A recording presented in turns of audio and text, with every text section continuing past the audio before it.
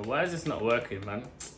Bought this little fan because it is sweating in the UK, baby. It's what, 33 degrees? Yeah, 33 degrees, man. It is hot out here, boy. Look, my head is shining, bruv. But yeah, my people, your boy is back. It's the end of the week. It's the end of the month. Like, literally, we're going into Q3, actually, bruv. The end of the second quarter, mate. The year is flying. We're literally in July in the next couple of days. And then before you know it, it'll be Q4, it'll be Black Friday. It'll be like, hey, that's where all the money makes. You know what I mean? I'm looking forward to that. Even though still got a long way to go, but like overall, I'm excited about what will happen next. Because if you didn't know, if you're new to this channel, or if you just haven't looked back at my old videos, I actually had an ecom brand before. And I basically failed, went broke.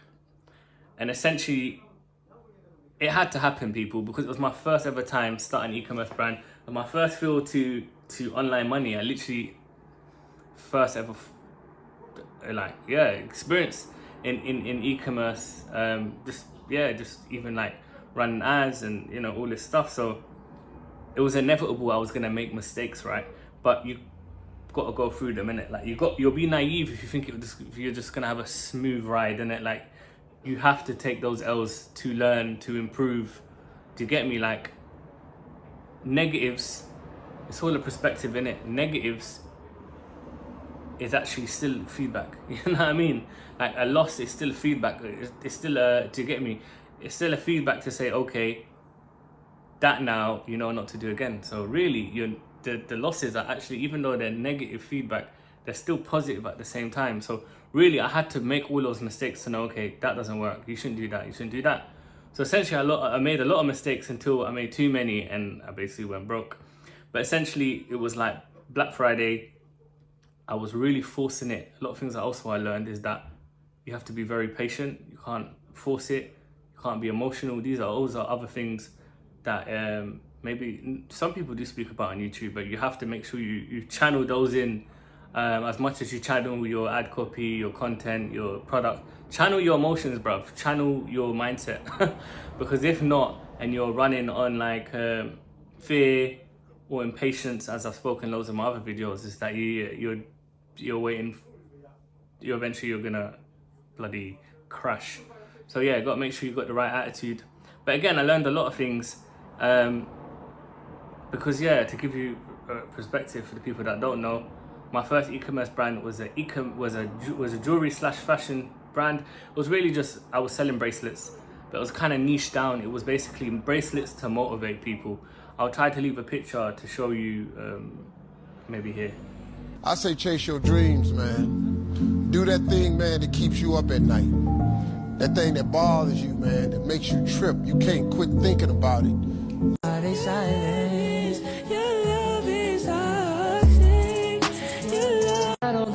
Essentially, it was bracelets to help you be motivated. It was like a passion to me because I struggle to be consistent in my personal life, and I've always wanted to have some type of purpose. So I thought it'd be a great brand to like help and inspire other people to be consistent in their personal lives. If it's in their physical health, if it's in their, growing financially, in business, as a person. Do you get what I mean?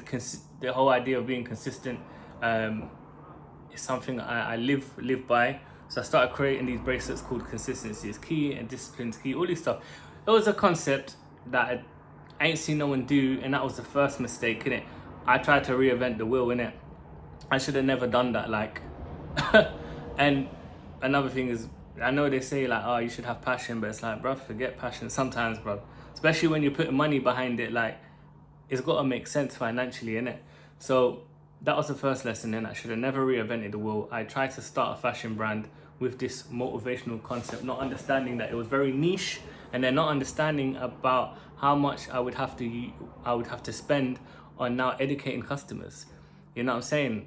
About like, a lot of people were unaware that a bracelet could potentially keep you motivated, I had to run ads and explain to them that it was like a habit anchor, that psychologically it will send a message to the brain every time you see it, because as you know already, we can put cues in our environment, right, to trigger us to have good habits. For example, those books there, right, those books are going to trigger me to read.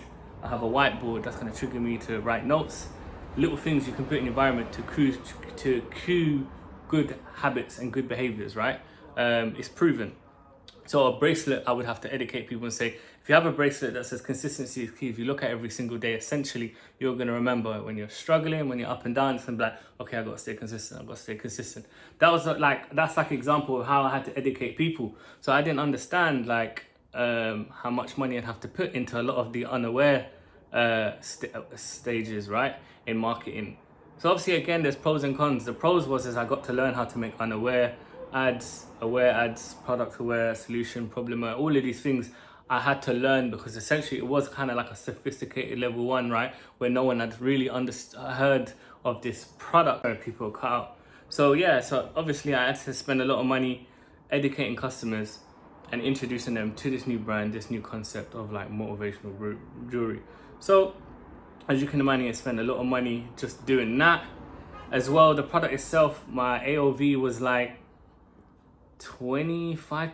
I was selling the bracelets for £25, and then I would bundle it up and then maybe sell 2 for 40. So when I sold 2, of course, like I had a little bit of, money to acquire a customer, but like now understanding e-com and how everything works and like how much money you really need to acquire a customer, I would have never done that. I would have never sold a product for really 25 quid, because realistically, that means you're gonna have to be trying to get a CPA for what, like £15, £20, even like £18 if you're lucky, and really like leaves you with nothing really when you in the grand scheme of things, right? So little things like that, thinking about the economics, I had to learn the hard way, that a bracelet for £25 or £30 doesn't make sense. So understanding my economics, I learned the hard way. So again, all of these things I was like pushing, I was learning, but little did I know that it was just a matter of time I was gonna crash. But obviously I kept on going, I kept on pushing, I kept on putting money into it. And then overall it just fizzled out. And again, like I went broke during one of the Q4s, isn't it? And yeah, man, obviously for the first new brand, I did about £50,000. So I'm still proud of myself, because it was my first brand, first time doing e-commerce dropshipping. So I'd proven to myself that I can make 50k online. Did I make any money? Nope. Did I go broke? Yep. But all of those lessons now I've learned, so I don't need to redo those lessons again. So all of those lessons from that last brand has took me now to where I can start this new brand. And of course, again, I'll be naive to say that this new brand now is not going to come with so many more mistakes, right? Because there was a cap with all my L's on the last brand because it failed. But there's still way more lessons that I had to overcome, but when we weren't there yet. So I have peace going into this new brand. Is like, yo, L's are gonna come with this, right? But again, with any L, with any problem, there's a solution, right? So once we overcome them, we're just gonna get better and stronger. We're gonna be more familiar with our market, with our industry, and we're gonna be more knowledgeable in it. And that's my attitude towards it. Like, so again, I'm not naive. And we can't be naive and think, like, things are just going to be smooth sailing. Because like they said, baby, a smooth sea never made a skilled sailor, baby. So yeah, man, like, it's due to happen. So we can't skip that part. Honestly, like, it's part of the game. It's part of the journey. But as you know, L's are lessons. They don't have to be losses. But yeah, man, essentially that's what happened, man. If you didn't know, like, built a brand, took bare losses, went broke, learned a lot of lessons, and again, making sure your economics are right, not reinventing the wheel. Do you know what I'm saying? Focus on something that works already, and basically, yeah, man, see what's already out in the market, put your brand to it, find a gap, if it's taking it to another market, if you can see that their marketing is not as is not speaking directly to the customer and their desires. If you think you can be a better marketer, that's it. Because I think that's all that e-com is, isn't it? You're just competing on marketing, really, bro. Do you get it? That is it. You're not really competing on product. You're competing on marketing. So I think the best thing, and what I kind of like want to prioritize, even growing into this industry, into e-com, is being a better marketer, innit? So yeah, I'm gonna carry on educating myself. Shout out to Christian, by the way. I just finished watching your video, bro. Super valuable. That I watched it all through. I watched the whole hour call. Sick. If you haven't watched the video, Christian, leave a comment so people can go into YouTube. Shout out. Obviously, you always show love when I make videos, so it's only right to do the same. Do subscribe to Christian, watch his videos if you are into ecom, because he does drop a lot of gems. He's very good when it comes to explaining things and teaching. I think you're a really good teacher, Christian.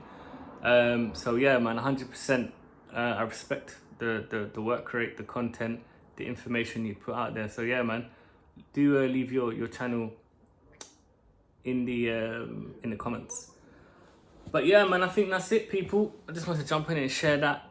I'm looking forward to Q4, because when I think about it, like, obviously the stock is on the way in it. So really, I was thinking, like, how much cycles will I get by Q4? Again, this is all like predicting, but if my products get through by, say, mid-July, or should I say like end of July-ish, and then we can push heavy for that 500 stock, then we should be able to order again another batch by Q4, and then yeah, see if we can scrape up as much as we can. It'll be interesting. Obviously, I'm thinking far ahead, but it'll be interesting to see what that Q4 would be like. But we'll revisit that when the time's right, man. But yeah, man, for now, people, I'm on YouTube right now. I'm on YouTube making YouTube. You're on YouTube watching me watch YouTube, making YouTube while you're on YouTube. And maybe you should do YouTube too, baby. But yeah, man, I'm gonna stop waffling. It's the weekend, it's the end of the month. Leave a like, leave a comment if you like the video. I'll keep dropping videos when I get a chance to. And yeah, man, more life and more blessings to you and your family, baby.